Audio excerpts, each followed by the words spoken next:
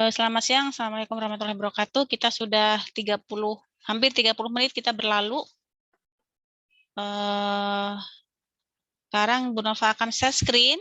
Kita hari ini akan membahas tentang apa? Studi kepustakaan. Ya, tentang studi kepustakaan ya. Ini adalah teman-teman nanti yang akan kita bicarakan adalah bagaimana cara kita mencari referensi, terus kemudian bagaimana cara kita nanti akan menuliskan sebuah referensi ya. Kemudian nanti dengan aplikasi Mendeley itu seperti apa. Yang jelas kita waktunya tidak cukup. Banyak banget yang akan kita berikan, tapi saya akan berikan secara garis besar, minta tolong disiapkan alat tulisnya. Anda bisa mencatat hal-hal poin penting yang nanti teman-teman akan kuasai ya. Itu. Jadi harapannya dengan kita mempelajari studi kepustakaan ini, teman-teman nanti akan bisa mudah menuliskan cara mengutip itu gimana. Kemudian cara menuliskan daftar pustaka penulisannya kayak mana. Kalau kita mau menggunakan Mendeley kayak mana gitu ya. Nanti diharapkannya begitu. Nah, apa sih yang dimaksud dengan referensi? Minta tolong dibacakan Dewi Nur Riyatul. Apakah referensi? Definisi referensi. Referensi atau rujukan memberitahukan sumber informasi atau gagasan yang telah dipergunakan dalam tulisan Anda. Referensi merupakan kombinasi sitasi pada teks dan entry bibliografisnya pada daftar pustaka. Intinya adalah referensi is the rujukan. Dia merupakan rujukan yang memberitahu sumber informasi itu kita pakai sumber informasi dari siapa sih gitu. Misalnya, oh kata Bu Nova, berarti Anda referensinya dari Bu Nova, rujukannya dari Bu Nova, misalnya begitu. Oh, Anda dalam mengatakan bahwa nyeri adalah suatu pengalaman yang subjektif, yang apa nih tidak nyaman, bla bla bla bla bla. Oh, itu Anda mengambil kutipan itu dari siapa, rujukannya siapa gitu. Karena belum tentu antara pengertian nyeri dari misalnya si A dan pengertian nyeri dari si B itu berbeda, sama. Jadi itulah referensi. Jadi referensi adalah sebagai rujukan untuk memberitahu sumber informasi itu kita peroleh dari mana. Nah, kemudian apa sih bedanya dengan daftar pustaka? Anissa, bacakan.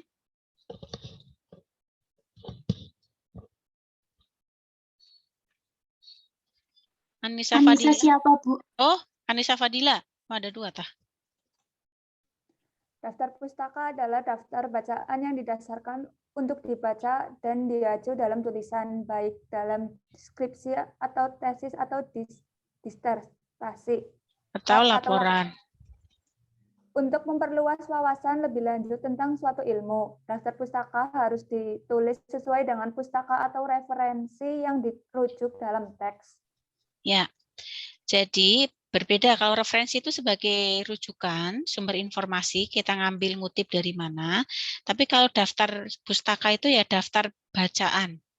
Biasanya daftar pustaka itu lebih dari satu. Ya, daftar bacaan yang disarankan untuk kita menulis sebuah laporan. Entah itu laporan skripsi, tesis, KTI, karya tulis ilmiah atau disertasi ataupun apapun itu, ya. Itu di daftar pustaka. Nah, unsur-unsur yang ada dalam penulisan daftar pustaka ini wajib kudu ono. Unsur-unsurnya harus meliputi apa aja? Harus ada nama pengarang. Bu, kan ada tuh yang nggak ada nama pengarangnya. Ya enggak apa-apa, tuliskan aja anonim. Misalnya begitu. Tahun terbitnya tahun berapa? Entah itu buku, entah itu jurnal ya. Kalau misalnya dia jurnal ya berarti harus ada tanggal aksesnya. Judulnya apa? Edisinya kalau buku ya edisi berapa? Ya, dia kota penerbitannya di mana? Di Semarang kah, di Jakarta atau di mana? Amerika atau mana? Ya. Kemudian nama penerbitnya siapa? Kalau misalnya dia buku ya berarti penerbitnya EGC misalnya, atau Bina Pustaka misalnya. Kalau jurnal ya berarti tinggal dia jurnalnya jurnal apa misalnya namanya. Misalnya jurnal nursing misalnya. Ya berarti nama penerbitnya adalah nursing journal misalnya, atau website. Nah, untuk memisahkan sebuah komponen ini bisa dengan menggunakan tanda titik, tanda koma, atau titik dua. Nah, nanti kita akan berikan contoh. Teman-teman sudah pernah menuliskan daftar pustaka belum?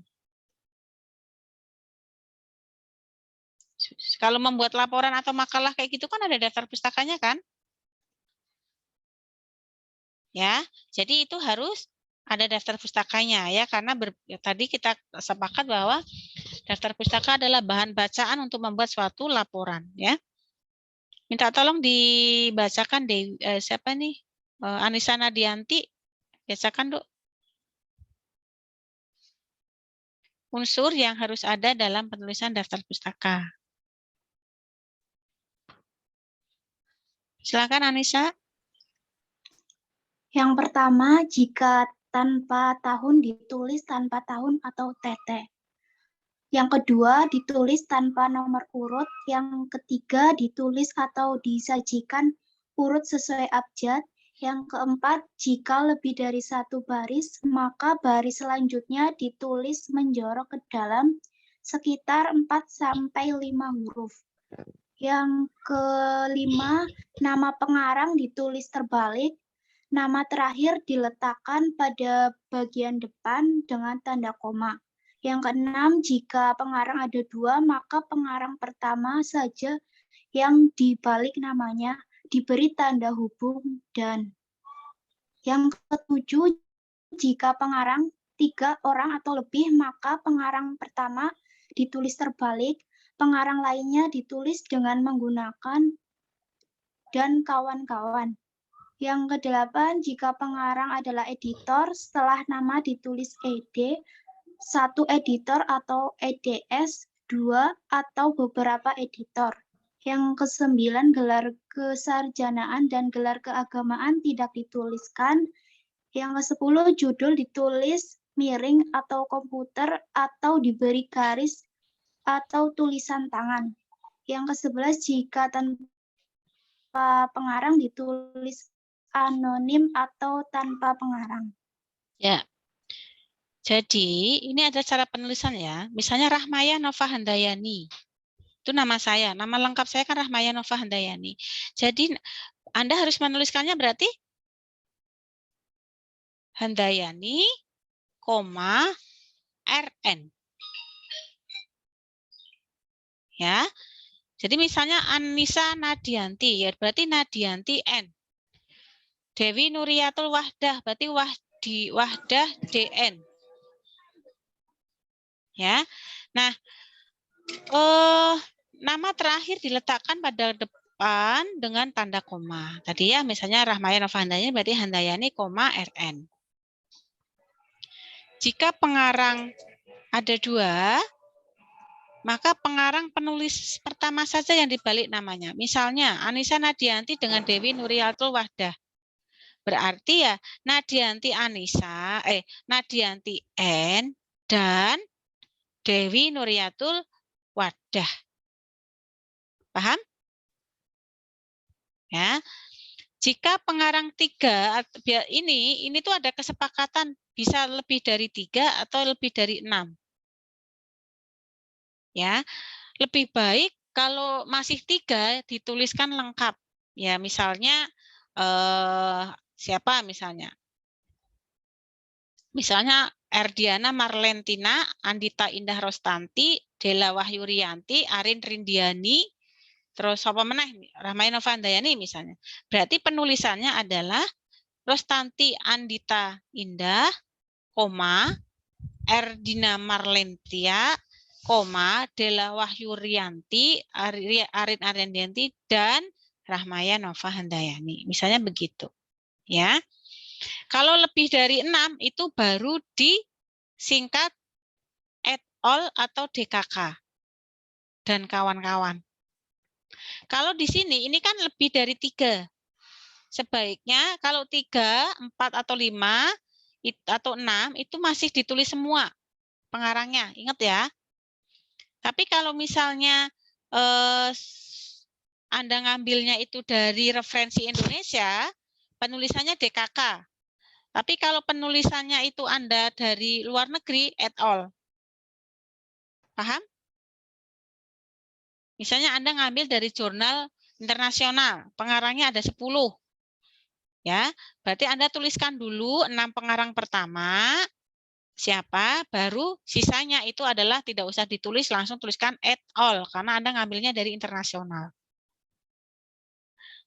Jika pengarangnya adalah editor, setelah nama ditulis, berarti kalau editor itu tuliskan ed, ya, titik, apa.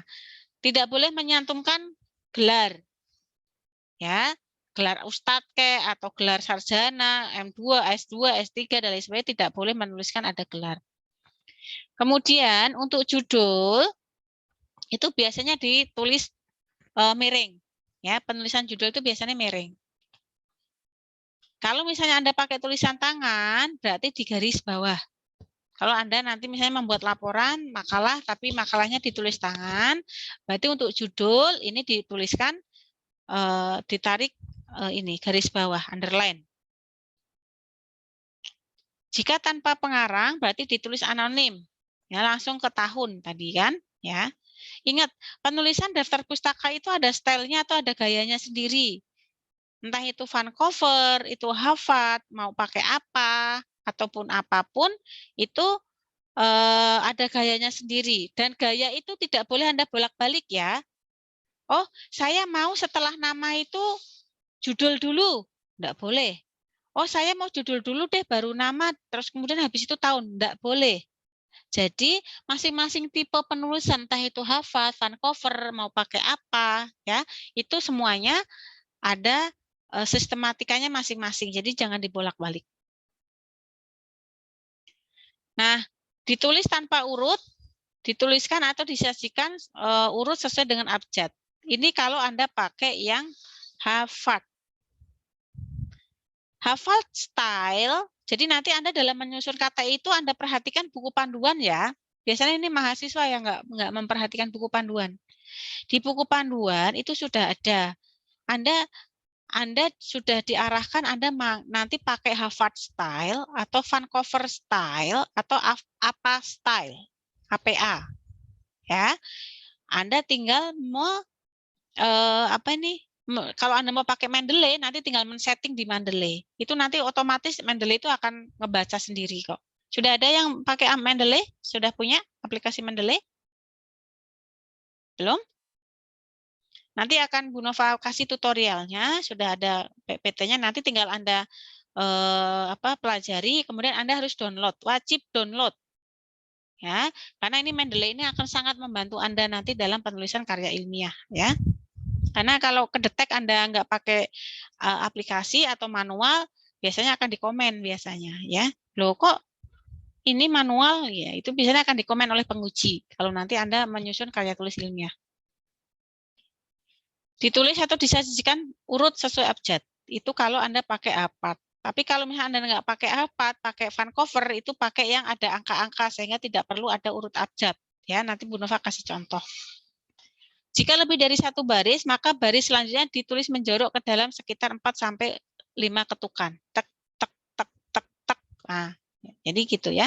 Jadi urutannya itu tidak, jadi ada penjorokan kayak kita menulis alenia itu loh. Itu untuk baris kedua ya, gitu. Nah, ini adalah contoh penulisan untuk buku. Ya, ini misalnya namanya Diana Ayu. Ya, berarti Ayu, Diana, Agus Budiman, ya gitu. Karena yang boleh dibalik hanya yang depan aja. Nah, ini nanti teman-teman, ini nanti Bu, apakah nama setelah nama belakang itu disingkat atau enggak? Itu ada ketentuannya ya, nanti lihat di buku panduan karena kita mengikuti buku panduan. Buku panduan buku panduan nanti karya tulis ilmiah Anda itu seperti apa. Kalau ini kan nggak disingkat ya, tapi ada yang disingkat soalnya. Misalnya Rahmaya Nova Handayani berarti Handayani, RN gitu. Atau kalau mau dituliskan lengkap semua ya berarti Handayani, Rahmaya Nova. Nah, ini nama pengarang ya, kemudian dikasih dan, nama belakang itu tidak dibalik. Kemudian setelah itu tahun, kemudian judul bukunya apa? Ya, ini boleh di-underline atau boleh dicetak miring. Kemudian kotanya mana? Titik 2, baru ini penerbitnya. Itu ya. Nah, kalau anonim ya tuliskan aja di sini. Ya, sesuai dengan apa? Oh, anonim tapi enggak ada tahunnya. Ya, berarti Anda tinggal tuliskan. Ntar dulu ya, ada kucing. Terus kemudian kalau untuk koran dan majalah nanti penulisannya bisa Anda lihat di sini ya. Ini saya berikan contoh. Kalau di sini semua penulisan lengkap ya, jadi hanya dibalik aja, tidak disingkat ya. Nah, ini nanti Anda pelajari kumpulan artikel makalah, nama urutannya seperti apa, contoh-contoh penulisannya seperti apa ya. Kalau misalnya dia ini yang pakai artikel makalah ada editornya ya. Nama editornya siapa, tahun berapa, dan lain sebagainya. Terus kemudian, ini kalau dari penulisan daftar pustaka lembaga resmi, misalnya Pusat Pembinaan Pengembangan Bahasa, tahun berapa, judulnya apa, titik, kotanya mana, titik 2, baru ini, apa penerbitnya dari mana. Jadi biasanya titik 2 ini dipakai setelah pakai kota. Kalau ini untuk penulisan yang bukan jurnal ya, itu. Terus nanti bisa dibaca sendirilah ya urut-urutannya, penulisannya untuk internet itu.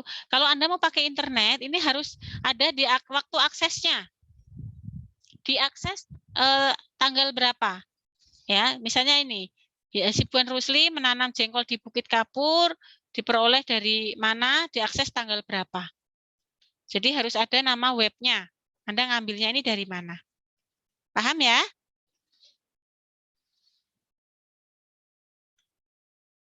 Nah, apa saja yang memerlukan referensi? Ya, pertama, kata-kata atau gagasan seseorang yang bersumber dari majalah, buku, surat kabar, lagu, program, dan lain sebagainya. Pokoknya apapun. Gambar pun kalau Anda nanti merujuk melihat ke apa tuh pakai gambar orang lain, misalnya lihat di internet, Anda lihatnya di web kan, berarti di website. Nah, itu tinggal dikasih linknya. Linknya Anda ngambilnya dari mana? Ya, ilustrasi, diagram, bagan, gambar, dan lain sebagainya itu pokoknya harus ada sumbernya. Ya. Terus kemudian ini tujuan pencantuman. Nah, kenapa sih kok kita harus menyantumkan referensi? Minta tolong dibacakan Erdiana. Tujuan menyantumkan referensi untuk apa? Tujuan pencantuman referensi yang pertama untuk menjunjung tinggi kejujuran intelektual atau menghindarkan plagiarisme. Yang kedua, menandai karya dan gagasan sebelumnya terhadap sumber yang tepat. 3. Memungkinkan pembaca menentukan secara independen apakah bahan rujukan mendukung argumen penulis. Yang keempat, membantu pembaca mengukur kekuatan dan validitas bahan yang digunakan penulis. Ya, jadi tujuannya yang pertama, satu, menjunjung tinggi kejujuran intelektual. Artinya adalah kalau memang ini Anda itu mengadop punya orang, ya udah tuliskan, cantumkan nama orang itu. Jangan Anda, karena apa? Karena kalau Anda tidak mencantumkan, Anda bisa dianggap sebagai plagiarisme. Plagiarisme atau plagiarisme itu kan nyontek. Ya. Nah, ini ketahuan, ya misalnya nih, saya punya teori baru yang namanya nyeri adalah ABCD. Berbeda dengan teori nyeri sebelumnya. Terus Anda ngadop punya pengertian nyeri berdasarkan punya saya. Tapi kok Anda tidak menyantumkan nama saya untuk definisi nyeri itu? Itu saya bisa tuntut itu, penulis itu gitu. Karena apa? Tidak mencantumkan nama saya. Seolah-olah itu tuh muncul dari penulis sendiri, padahal dia ngadop punya orang lain. Paham? Berikutnya, menandai karya atau gagasan sebelumnya terhadap sumber yang tepat. Jadi, misalnya begini, nanti Anda akan menulis karya ilmiah, ya. Oh, untuk misalnya Anda nanti karya tulis ilmiahnya misalnya asuhan keperawatan, gangguan pola tidur atau bersihan jalan nafas tidak efektif pada Tuan X dengan gangguan kebutuhan pernapasan, gangguan oksigenasi misalnya. Nah, menandai karya atau gagasan sebelumnya terhadap sumber yang tepat. Jadi kalau saya nanti ngecek, pembaca ngecek, oh ini benar nggak sih ngambil dari sini, ini ngambilnya di mana ya, kok saya nggak paham ya, ini bisa ditelusuri. Gitu ya. Terus kemudian, oh ini kok ngambilnya dari sini, saya akan membuktikan bahwa itu benar atau enggak. Itu kan untuk sebagai bahan rujukan mendukung argumen penulis. Nah, yang keempat adalah untuk membaca, mengukur kekuatan dan validitas bahan yang digunakan. Jadi untuk meyakinkan bahwa memang ini sudah ada referensinya, gitu, enggak ngawur gitu loh. Itu tujuannya, tujuan pencantuman referensi. Nah, kita daftar pustaka atau referensi itu erat kaitannya dengan plagiarisme. Bisa minta tolong dibacakan Dian Binta. Apa itu plagiarisme? Penggunaan ide atau gagasan atau tulisan seseorang tanpa memberitahukan telah menggunakannya. 2. Plagiarisme mencakup pengambilan gagasan atau ide seseorang atau kata-kata atau temuan dan menyajikannya sebagai milik Anda sendiri. Untuk menghindarkan plagiarisme, Anda harus membedakan antara kutipan langsung dan tidak. Ya, jadi plagiarisme itu penggunaan ide, gagasan atau tulisan itu tanpa memberitahu bahwa Anda itu sudah menggunakan punya saya misalnya. Nah, itu pengambilan gagasan, ide atau tulisan itu kalau Anda tanpa izin itu bisa dituntut. Kan ada ya, banyak ya, sudah profesor tapi gelar kehormatan profesornya itu dicabut, buka aja nak. Dicabut gara-gara apa? Gara-gara dia didakwa plagiarisme karena mengutip tulisan atau kata tidak menggunakan referensi yang benar. Artinya dia tidak mencantumkan nama dari referensi yang dia tulis, gitu ya. Jadi untuk menghindari plagiarisme, Anda harus membedakan antara kutipan langsung dan tidak langsung. Ingat loh ya. Misalnya begini, Bu, misalnya saya akan mengambil pengertian nyeri. Ya, saya akan ngambil pengertian nyeri. Nyeri adalah misalnya perasaan tidak nyaman secara subjektif yang dikeluhkan oleh pasien, misalnya begitu. Menurut referensi itu Anda baca seperti itu. Secara biopsikis, sosio-spiritual, misalnya begitu ya. Nah, pertanyaan saya, boleh nggak itu saya rubah dengan tapi intinya tetap sama? Boleh enggak? Halo? Kok pada diam? Ini Anggam, Dela, Ardina, Ananda, Anissa, Anissa Fadila, Apta, Aulia, Andita, Devi, Eling. Kalau tidak bermasalah dengan sinyal, mohon di-on-kan kameranya. Ini kan cuma sedikit ya. Jadi supaya kita interaksinya enak gitu diskusinya ya. Supaya Bu Nova tidak hanya mengajar tulisan gitu loh. Ananda, silahkan di-on cam. Sebisa mungkin kalau selama Anda kuliah, sebisa mungkin on cam. Selama kuliah, kecuali Anda ikut webinar. Kalau webinar itu kan enggak wajib banget ya. Tapi kalau kuliah, diharapkan Anda selalu on cam. Kalau tidak kendala sinyal. Apta, minta tolong dibuka kameramu. Eling, minta tolong dibuka. Dewi, Andita, Apita Bunga Mawarni, Ada kendala dengan sinyal, kamu dari tadi enggak buka on cam. Maaf, Oh, ini yang kameranya ini rusak itu tah. kameranya error. Iya, telah. Salam. Buka aja, Nduk. Oke. Boleh enggak? Misalnya saya mengutip pengertian nyeri dari si A, kemudian saya akan tuliskan pengertian nyeri itu tapi tanpa mengubah arti dari nyeri itu. Boleh atau enggak? Boleh, Bu. Boleh. Ada yang pendapat lain? Atau kita harus menuliskan sama persis dengan apa yang dituliskan oleh referensi itu? Pilih yang A atau yang B? Yang A itu boleh, kemudian yang B enggak boleh, harus sama persis. Yang milih, ya yang milih boleh, silahkan raise hand. Yang milih boleh. Satu. Cuma satu. Yang tidak boleh.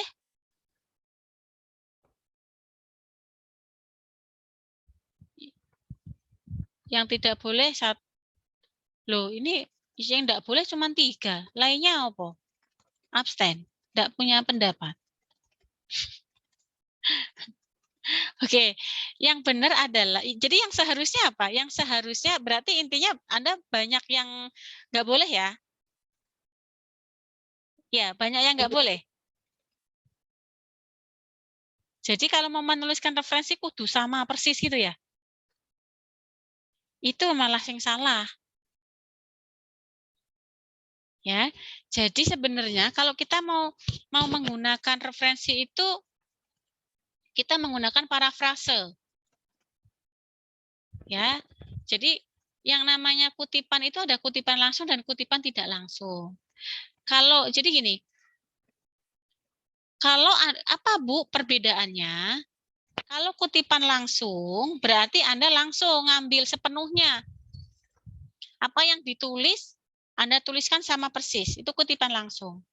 Kalau kutipan tidak langsung ya berarti Anda ubah dengan kata-kata Anda sendiri tapi tanpa mengubah makna atau isi. Paham? Apa Bu kelemahan dan perbedaannya masing-masing?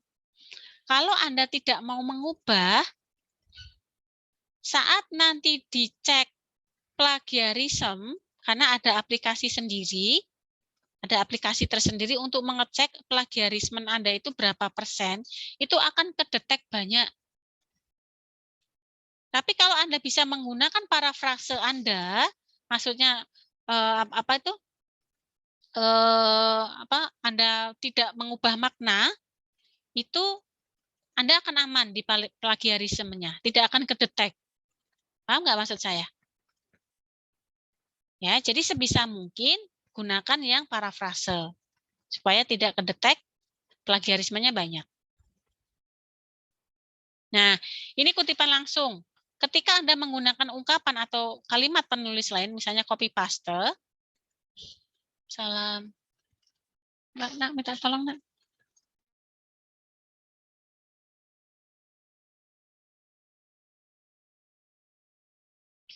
Monggo, nggih, sekedap Ibu.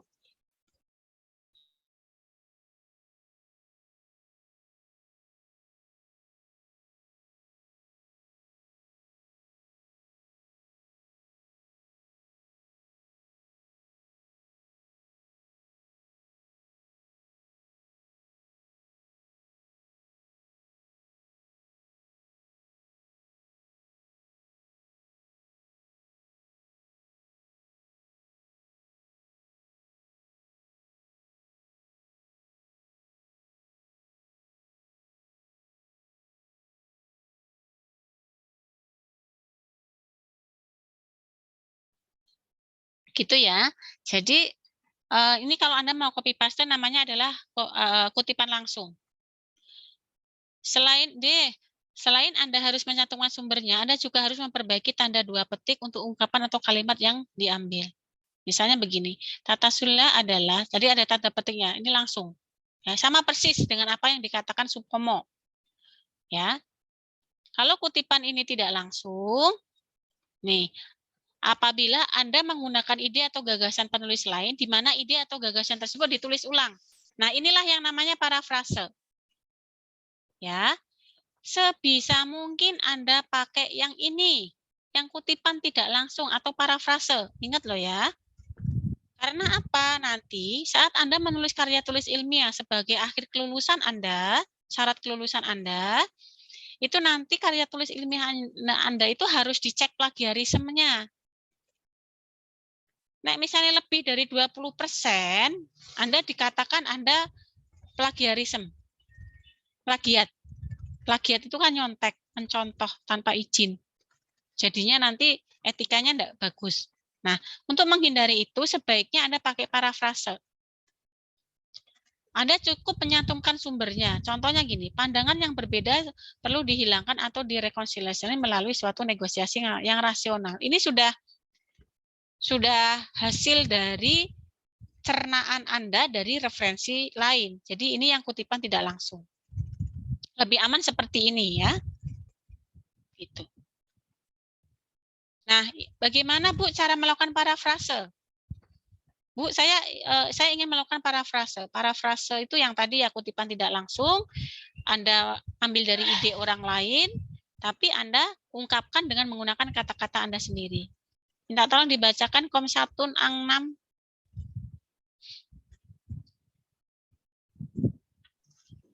Cara melakukan parafrase. 1. Baca ulang secara cermat apa yang hendak dikutip. Singkirkan naskah asli agar tidak terpengaruh untuk menggunakan kata-kata yang sama. Gunakan kata-kata dan ide sendiri dengan cara berlatih. Yang kedua, periksa dan baca kembali parafrase yang Anda buat. Bandingkan dengan naskah aslinya untuk memastikan bahwa penggunaan kata-kata atau istilah dan informasi yang hendak disampaikan sudah tepat. Ya, baca ulang secara cermat apa yang hendak dikutip. Singkirkan naskah asli agar tidak terpengaruh untuk menggunakan kata-kata yang sama. Gunakan kata-kata ide sendiri dengan cara berlatih. Intinya adalah, misalnya begini.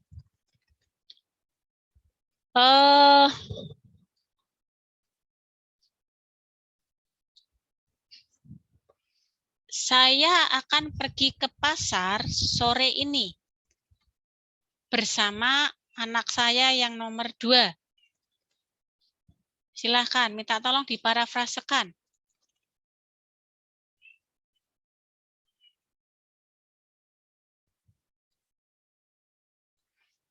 Silakan.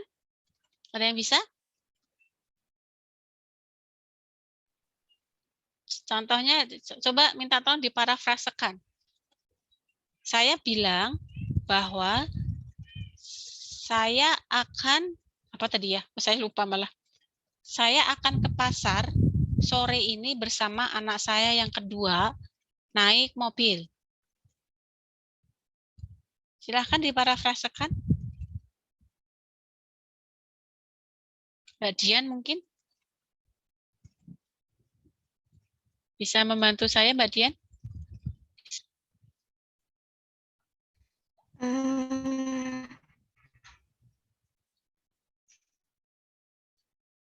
Dengan menaiki mobil, nanti sore Bu Nova dan anak keduanya akan pergi ke... Oke. Terima kasih. Mbak Vina barangkali?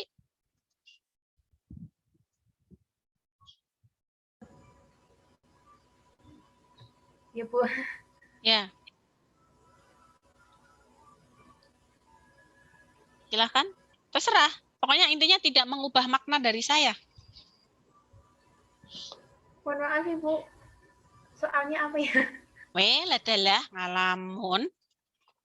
Saya minta bantuan untuk Anda memparafrasekan. Saya mengatakan bahwa saya akan pergi ke pasar sore ini bersama anak saya yang nomor 2 naik mobil.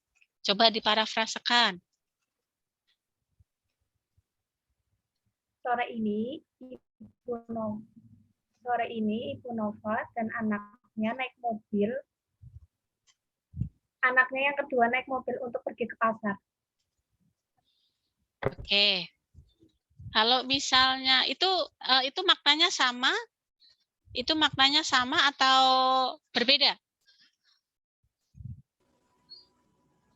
Kalau sama ya, walaupun Anda ubah-ubah subjek, objek, predikatnya ya, letaknya ya, tapi intinya sama. Kalau misalnya saya ubah bahwa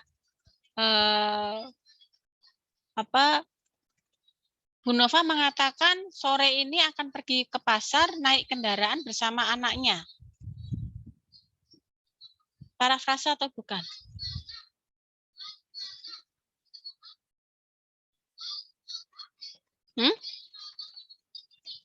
Bu Nova sore ini akan pergi ke pasar naik kendaraan bersama anaknya.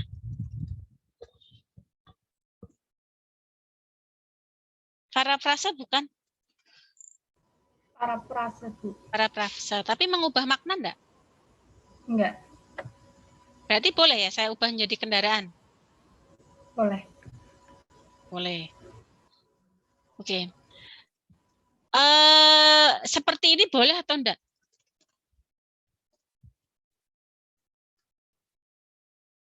Karena gini, yang namanya parafrase itu tidak mudah, karena kita harus berlatih.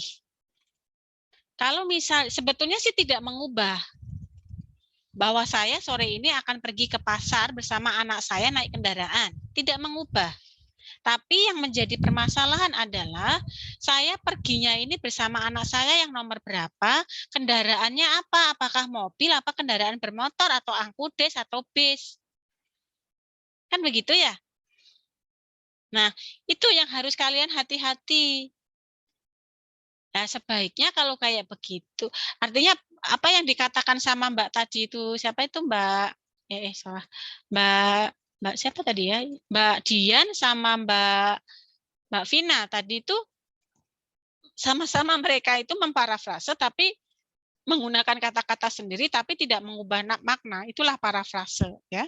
Tapi kalau yang saya katakan tadi, saya naik kendaraan, kemudian bersama anak saya itu juga tidak mengubah, tapi jadinya tidak spesifik, ya, tidak sama dengan yang dikatakan bahwa saya akan berangkat dengan anak saya yang nomor 2 naik mobil, gitu ya. Jadi kalau bisa digunakan kata-kata sendiri, tapi sama persis artinya. Bandingkan dengan naskah aslinya untuk memastikan bahwa penggunaan kata-kata atau istilah dan informasi yang hendak disampaikan sudah tepat. Kalau yang tadi saya bilang, ini sudah memenuhi yang kedua belum? Bu Nova akan pergi ke pasar sore ini bersama anaknya naik kendaraan. Sudah mewakili yang nomor 2 belum?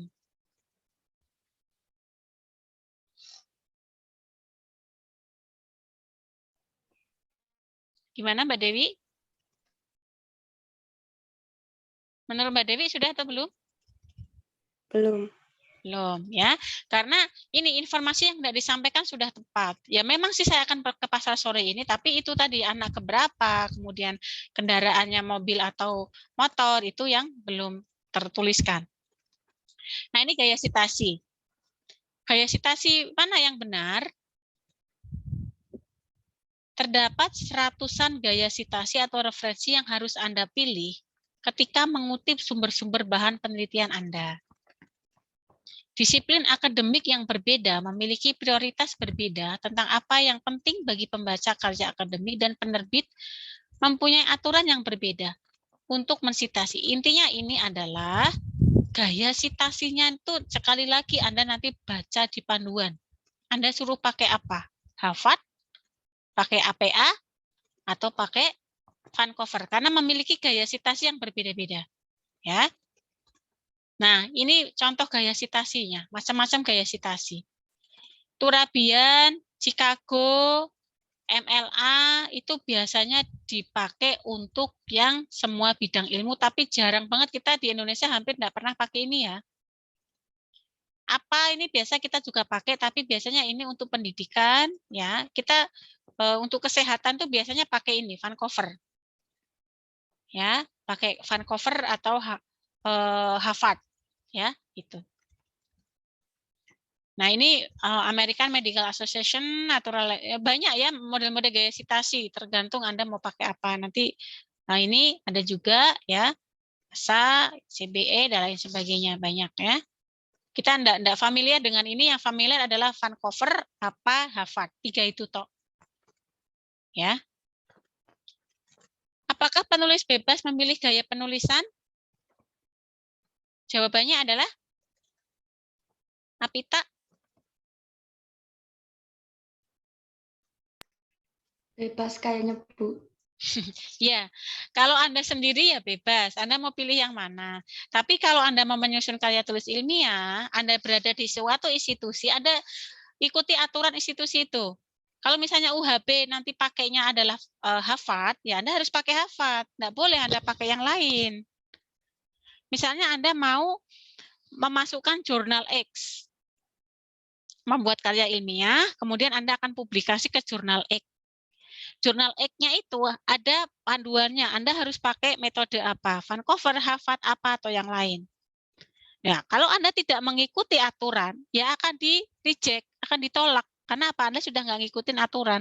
Sama dengan di UHB, kalau nanti Anda menyusun karya tulis ilmiah, suruh pakainya Harvard, kok Anda pakai yang lain, ya pasti suruh merevisi nanti.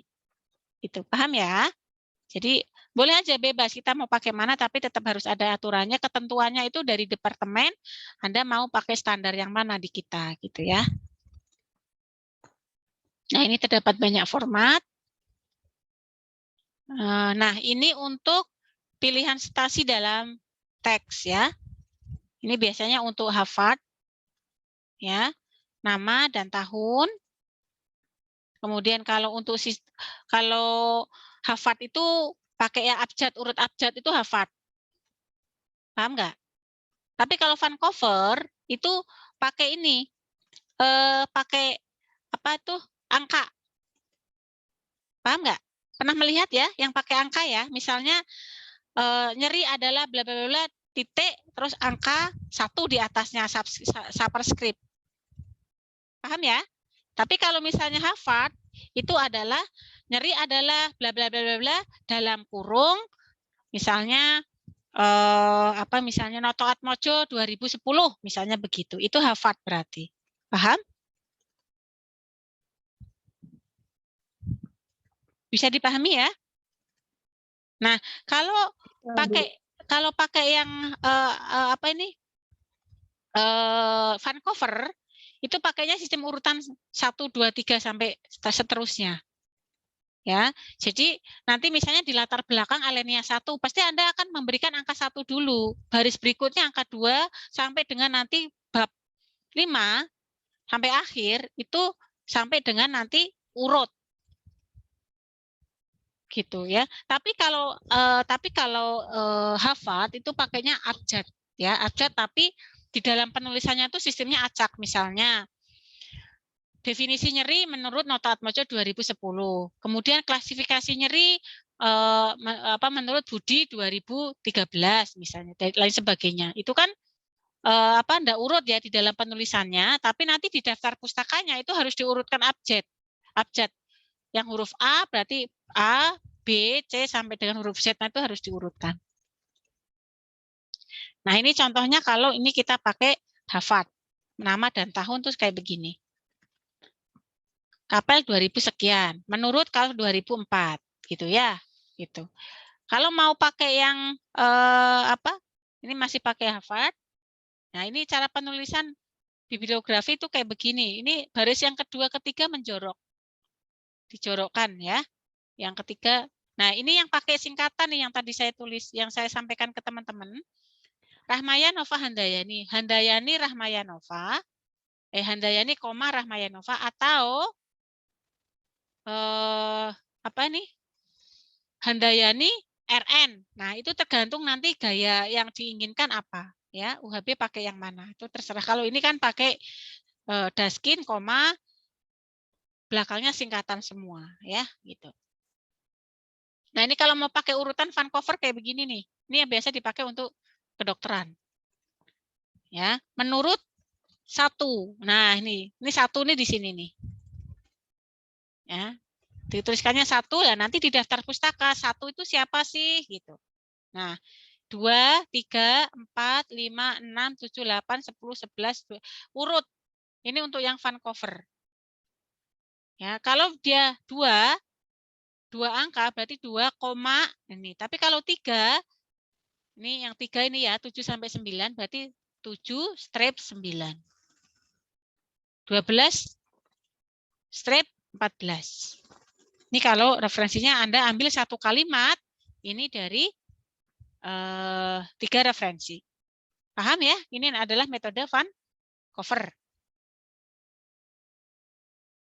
Nah, ini seperti ini, cuman ini harusnya dia menjorok ya, yang jarak kedua ini harusnya menjorok. Hal berikut yang paling penting dilakukan ketika membuat suatu karya tulis ilmiah. Ini sebetulnya sama dengan yang tadi saya sampaikan, ini kesimpulannya saja ya. Jangan pernah mengutip referensi yang tidak jelas atau tidak lengkap sumbernya. Wikipedia itu enggak boleh. Kalau untuk karya tulis ilmiah ya pakai yang ilmiah ya, yang jurnal, yang buku ya. Enggak boleh pakai koran atau blogspot ya, itu enggak boleh. Tapi kalau untuk referensi lain, misalnya makalah dan lain sebagainya itu boleh, tapi untuk karya tulis ilmiah tidak boleh. Ya. Membuat pernyataan jelas jika akan menyalin langsung, mengutip paraphrasing atau meringkas. Nah, ini yang tadi ya. Sebisa mungkin kalau Anda mau menyalin langsung, ya berarti tidak boleh diubah sedikit pun. Tapi kalau mau parafrase atau meringkas ya boleh ya. Nah, gunakan aplikasi referensi dalam pengutipan dan pembuatan daftar pustaka. Mendeley, jadi untuk daftar pustaka itu tidak hanya Mendeley ya. Anda boleh pakai Zotero, boleh pakai EndNote, boleh pakai RefWalk dan lain sebagainya. Banyak, tapi kita familiarnya adalah pakai Mendeley. Semuanya ada kelebihan dan kekurangannya masing-masing. Menggunakan gaya penulisan dan referensi standar sesuai dengan yang diminta. Nah, ini tadi ya. Jadi kalau UHB pakainya misalnya Harvard, ya Anda jangan pakai Van Cover, nanti ditolak nanti, suruh revisi nanti ya.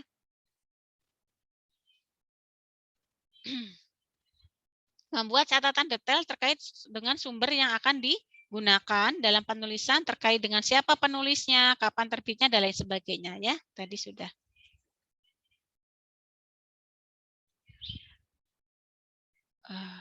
Itu yang bisa Bu Nova sampaikan secara garis besar untuk apa dulu ya.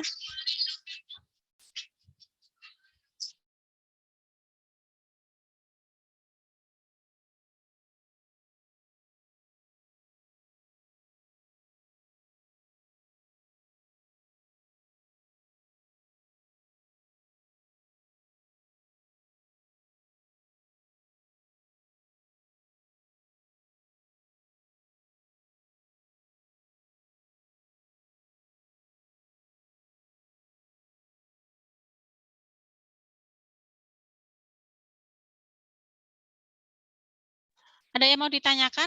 Kalau bisa Bu berapa tahun? Kalau bisa 5 tahun, tapi maksimalnya adalah 10 tahun. 10 tahun itu masih bisa ditolerir. Tapi sebaiknya 5 tahun ya, itu yang kita gunakan. Ada lagi yang mau ditanyakan? Ibu, Nggih, izin monggo. bertanya. Nggih. Mengenai rancangan tugas 2, gimana ya, Bu? Wih. Apa itu? Rancangan tugas 2 apa itu? Tugas presentasi kah? Karya tulis ilmiah kalau nggak salah ya? Atau apa? Saya nggak terlalu itu Mbak. Nggak terlalu.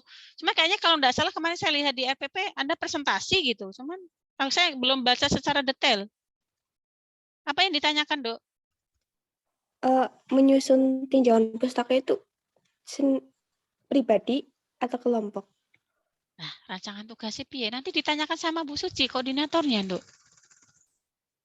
Oh iya, Bu. Bu Nova manut we. Bu Nova manut aja yang di rancangan tugas kalau misalnya kelompok ya kelompok, individu ya individu. Biasanya sudah jelas sih di situ dituliskannya secara individu atau kelompok, individu atau kelompok nggak ada tulisannya tah? Nggak ada, Bu. Oh ya udah nanti ditanyakan sama koordinator ya Bu Suci ya. Bu Nova manut kok. Nah teman-teman ini aplikasi Mendeley sudah ada yang punya belum? Belum, Bu. Oke, ini nanti tinggal diikuti aja ya. Ini sudah Bu Nova ini kan sudah ada panduannya di sini. Nanti tinggal teman-teman ngikutin. Ya. Ini contohnya aja ini. Nanti contoh ini kasus pengutipan. Nah, ini apa ini? Ini permasalahan dalam pengelolaan karya tulis ilmiah, misalnya tidak menggunakan sumber primer. Jadi itu yang tadi saya katakan bahwa tidak semua referensi bisa dijadikan sebagai referensi. Ya, itu yang namanya bukan sumber primer. Wikipedia itu tidak boleh. Blogspot apalagi, ya. Pustaka yang digunakan tidak mutakhir. Itu yang biasa kita temui. Kecuali kalau memang dia buku dan bukunya sudah tidak produksi lagi ya boleh. Tapi kalau jurnal itu kita ambil yang 5 tahun terakhir. Penulisan kutipan yang salah tidak konsisten mengikuti salah satu gaya.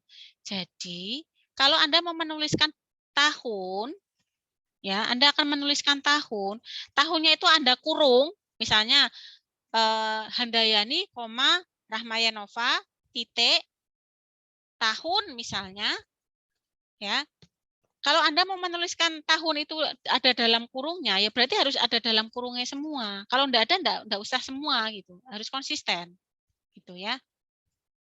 Nih, penulisan daftar pustaka yang salah atau tidak konsisten ini tadi sudah ya. Nah, ini sumber ilmiah, ini Anda nanti bisa cari teman-teman. Kalau Anda kesulitan, Bu, saya harus nyari di mana. Ini sumber referensi ilmiah yang insya Allah data primer banget yang direkomendasikan. Bisa ambil dari e-jurnal langganan Kemenristek Dikti, Perpusnas. Perpusnas ini tinggal gampang nanti ya, bisa Anda registrasi lewat online, sehingga nanti di situ ada semua referensi mau pakai apa aja. Ada DOAS, kemudian ISJD, kemudian IPI. Ya. Nah ini contohnya yang dari Kemenristek Dikti, nanti Anda bisa lihat dari sini, ini ada websitenya, tinggal nanti Anda bisa aplikasikan ya, tinggal dibaca. Nah, setelah Anda tuliskan websitenya, ini namanya adalah, contohnya adalah yang dari Dikti itu ProQuest. Saya nggak tahu di UHB ini, kita dulu ProQuest sama EBSCO itu kita berlangganan, tapi saya nggak tahu apakah masih berlangganan atau tidak. Nanti coba Anda tuliskan aja website yang tadi itu, nanti tinggal diketik ya, nanti akan muncul ini referensinya, nanti tinggal dituliskan Anda ingin cari tentang apa ya. Ini masih sama Kemenristek Dikti. Ini juga, ini Gale ya. Ini kalau Anda mau pakai database, nanti Anda bisa ini kan ada file-nya nih, tinggal Anda tuliskan aja websitenya di sini. Nah, ini Adek.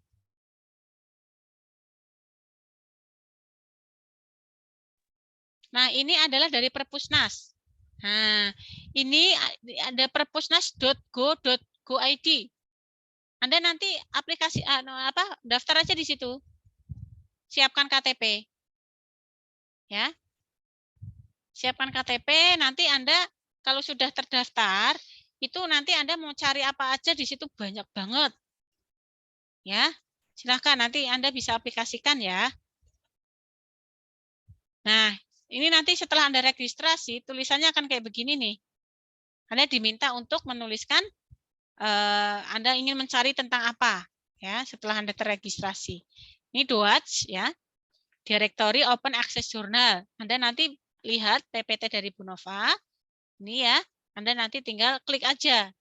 Nah, webnya ya apa? Nanti di sini juga akan banyak artikel-artikel jurnal-jurnal yang terupdate. ISJD ya, ini juga sama, Indonesian Scientific Journal Database. Ini kalau yang dari Indonesia ya. Nah, ini untuk mengelola referensi, tadi ada Mendeley, ada Zotero, ada Endnote, ada RefWorks ya. Boleh, Anda tinggal pilih aja yang mana. Nah, ini contohnya misalnya untuk referensi dari berbagai macam, Anda akan dapatkan seperti ini pengelolaan naskahnya, aplikasinya ini bisa pakai aplikasi Mendeley, nanti bunyinya seperti ini. Enak kok. Jadi Anda nggak repot nanti di belakang harus lihat satu-satu gitu ya. Enaknya kalau pakai aplikasi itu nggak repot di belakang gitu. Kalau kita manual kan harus kita urut dari satu-satu ya. Apa nih bab 1 apa aja referensinya, bab 2 apa aja, jangan sampai ada yang kelewat karena biasanya daftar pustaka itu kan ada yang tidak kita masukkan. Di dalam bab 1 sampai bab 5 itu di penulisan daftar pustaka ada yang kelewat. Nah, itu karena teman-teman pakainya manual. Tapi kalau misalnya pakai aplikasi itu otomatis nanti akan muncul semua di daftar pustaka apa yang sudah Anda tuliskan di bab 1 sampai bab 5 ya. Nah, ini nanti Anda silahkan pakai membuat akun kayak begini www.mendeley.com seperti ini. Kemudian tuliskan first name-nya siapa, nanti silahkan untuk sign up ya, daftar. Nah, ini sudah kemudian instalasi, nanti Anda akan diminta untuk menginstalasi next sampai dengan finish nanti. Nah, nanti kalau sudah, nah ini nanti akan ada ininya. Sudah ada ininya ya, sudah ada acuannya. Apa yang harus Anda klik-klik. Nah, kemudian apa yang harus Anda klik-klik ini juga sudah ada ya. Nah, ini referensimu tadi sudah masuk semua nih di dalam library-nya perpustakaannya Mendeley di teman-teman. Nanti akan muncul, gampang di sini. Belum pernah mengaplikasikan ya, nanti enak kok. Gitu. Nanti tinggal di ini aja, tinggal diikutin aja langkah-langkahnya. Itu. Sampai di sini ada yang mau ditanyakan? Ini semuanya langkah-langkah semua sampai akhir. Bagaimana cara membuat add file, create folder ya, kalau Anda mau menyunting referensi gimana dan lain sebagainya. Semuanya sudah ada di sini. Nanti bisa diikuti ya, teman-teman ya.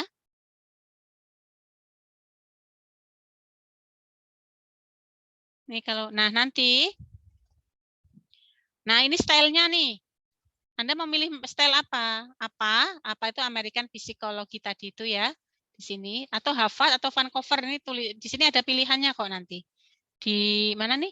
Di reference, di Word ini reference tinggal Anda nanti pilih style. Ini harus Anda pilih dulu. Ya. Pilih dulu mau Vancouver apa atau Harvard ataupun yang lain. Karena kalau tidak dipilih ya dia akan terdefault settingan laptop Anda itu pakainya apa. Sehingga nanti stylenya ya akan pakai style yang sudah terdefault di laptop Anda gitu ya. Pilih citasi style yang Anda inginkan. Nah, ini ya. Ini contoh contoh stylenya yang ada di tadi reference tadi ya. Ada Harvard, ada more, ini ada apa ya, APA ya, kemudian banyak nanti ya, ada more style-nya juga ada di sini, silahkan nanti tinggal dipilih saja. Nah ini ya, nah ini nanti bentuknya Anda sudah banyak punya perpustakaan online, buku-buku, enggak akan hilang kok, walaupun Anda ganti laptop, rusak laptopnya, tapi kalau Anda pakai Mendeley, EndNote atau Zotero, Anda masih dibuka aja akunnya jenengan, itu akan kesimpan ya, nggak hilang. Nah, ini ya akan banyak buku-buku.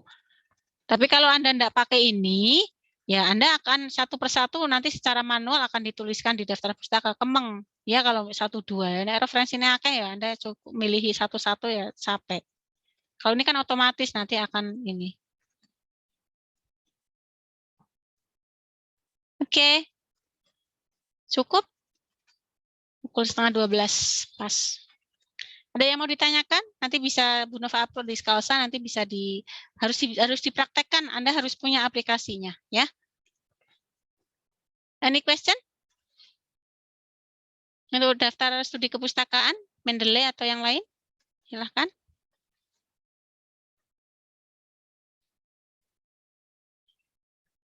Nggak ada? Sudah paham? Dipahami? Saya kira enggak terlalu sulit ya. Enggak terlalu sulit untuk pencarian referensi atau studi kepustakaan. Kalau enggak ada, Bu Nova akhiri. Selamat siang. Selamat menjalankan ibadah puasa bagi teman-teman yang menunaikan ibadah puasa Ramadan. Mohon maaf lahir dan batin. Saya akhiri. Terima kasih. Wassalamualaikum warahmatullahi wabarakatuh. Nanti untuk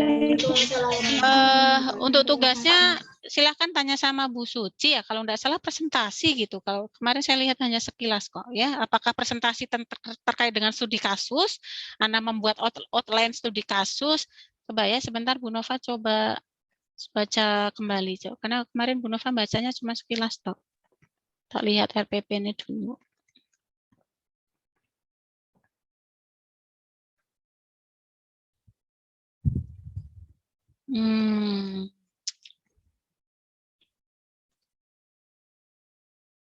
Saya kurang berapa kali pertemuan, Mbak? Oh, desain studi kasus sudah. Anda sudah UTS berarti ini ya? Oh iya, ini ada rancangan tugas 2. Penyusunan metode penelitian studi kasus. Rancangan tugas 2 itu pribadi kok, Mbak? Ibu. Mahasiswa membuat laporan tinjauan pustaka dalam bentuk Word dan PPT. Oh, harusnya nih hari ini harusnya kalian itu. Tugasnya udah dikumpulin belum?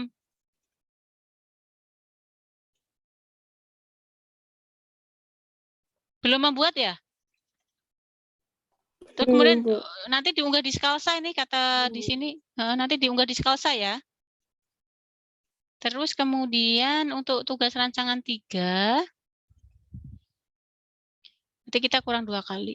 Kita kurang 1 kali. Ya, kurang 1 kali. Alhamdulillah kurang 1 kali rancangan tugas 3. Ini tentang penyusunan metode. Oh, ini untuk yang pertemuan berikutnya tugas membuat itu. Membuat apa? Studi kasus. Teori tentang studi kasus ya. Tapi nggak dipresentasiin kok. Suruh upload di Skalsa. Oh, mahasiswa menetapkan tema atau judul penelitian dalam bentuk studi kasus. Berarti ini teman-teman nanti minggu depan berarti ini ya minggu ini atau minggu depan ya kok minggu ini. Minggu depan itu ini teman-teman mahasiswa membuat tema atau judul penelitian dalam bentuk studi kasus. Mahasiswa menyusun kerangka ini, menyusun kerangka 3 tersebut dalam uraian metodologi penelitian. Jadi misalnya begini.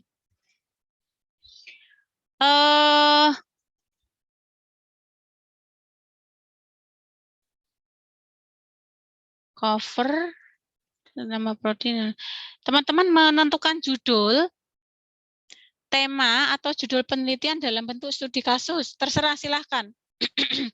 Anda boleh kalau misalnya nanti teman-teman itu sudah ada judul untuk semester 5 untuk studi kasusnya ya boleh. Nanti itu disampaikan. Tapi kalau misalnya tidak ada boleh mengambil contoh dari yang lain. Paham nggak maksudnya? Misalnya Anda cari studi kasus di internet misalnya ya. Laporan studi kasus di internet misalnya. Ya, silakan Anda nyari, tinggal nanti disampaikan saja ke saya misalnya terkait dengan hasil. Kalau bisa sih jangan, karena ini kan berhubungan dengan nanti tugas Anda di semester 5 ya, penyusunan karya tulis ini. Kalau bisa sih Anda menyusun sendiri, nanti temanya apa, kemudian populasi sampelnya siapa, kemudian metodenya apa, kayak gitu. Sebaiknya sih itu gitu ya, yang saya harapkan. Jelas nggak, Mbak? Jelas nggak dengan judulnya? Tugasnya maksudnya. Kalau kurang jelas ya nanti lebih detail lagi tanya sama Bu Suci ya. Oke, baik itu Bu Nova akhiri. Terima kasih. Wassalamualaikum warahmatullahi wabarakatuh.